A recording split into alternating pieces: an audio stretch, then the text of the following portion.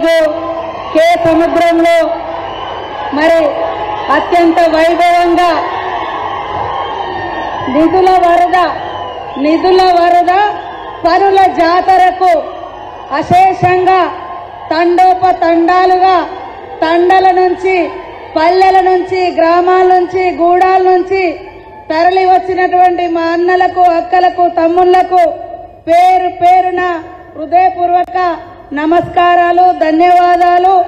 అదే విధంగా మా బంజారా సోదరులకు అందరికీ కూడా శీతల పండుగ శుభాకాంక్షలను తెలియజేస్తా ఉన్నాను.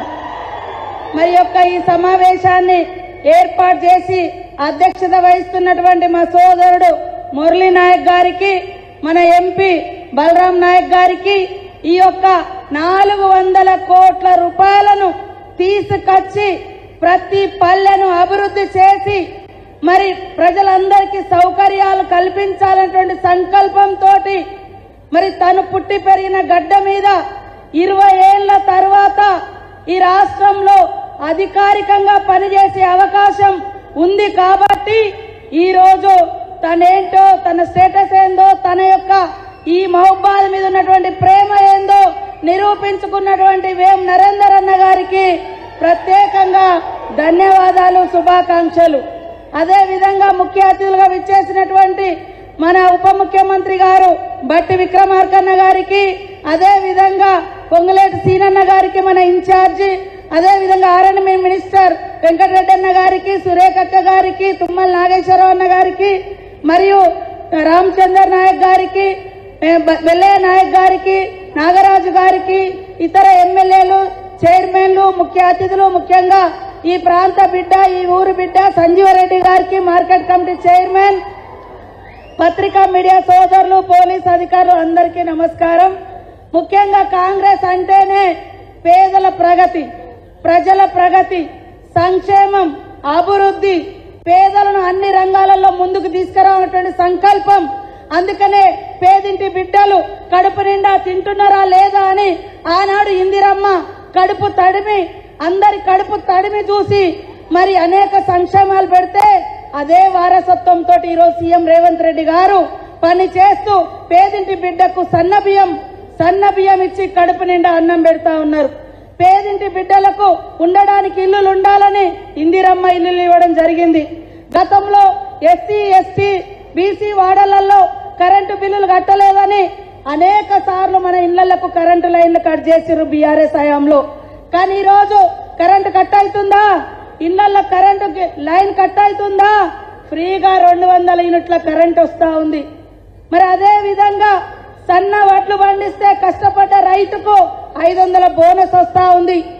60,000 ఉద్యోగాలు సంవత్సరంన్నర లోపే మరి ఇచ్చినటువంటి చరిత్ర కాంగ్రెస్ పార్టీది.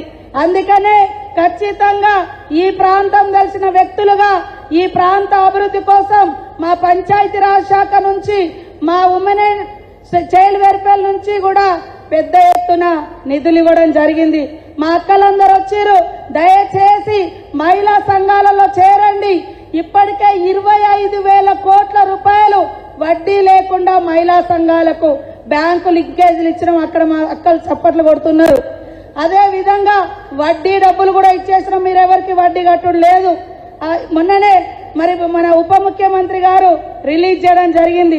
ఈ రోజు దాదాపుగా 2 కోట్లతోటి కే సముద్రంలో మరి వేమన్న గారు, మురళీ నాయక్ గారు ఆలోచన చేసి మా ఆడ కూతుర్లకు పెద్ద భవనం కావాలంటే మహిళా శక్తి, ఇందిర మహిళా శక్తి భవనం కూడా ఇవ్వడం జరిగింది. మహిళలు ఎవరైనా మహిళా సంఘాలలో ఉండి చనిపోతే గతంలో వడ్డీ ఇవ్వలేదు, చనిపోతే బీమా ఇవ్వలేదు. ఇప్పుడు మనము దురదృష్టవశాత్తు చనిపోతే 10 లక్షల రూపాయల వరకు ఇస్తా ఉన్నాం. మీరెవరన్నా లోను తీసుకొని మరి దురదృష్టం కొద్ది చనిపోతే ఆ కుటుంబానికి భారం కావద్దని 2 లక్షల వరకు లోన్ బీమా కూడా పెట్టడం జరిగింది. మహబూబాద్ కేంద్రంలో మహిళా శక్తి భవనం 5 కోట్లతో నిర్మాణం చేస్తా ఉన్నాం.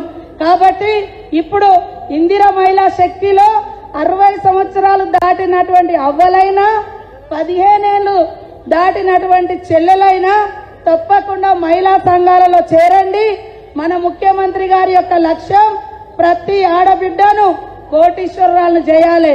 కోటి మందిని మహిళా సంఘాలలో చేర్చాలి, కోటీశ్వర్లను చేయాలి.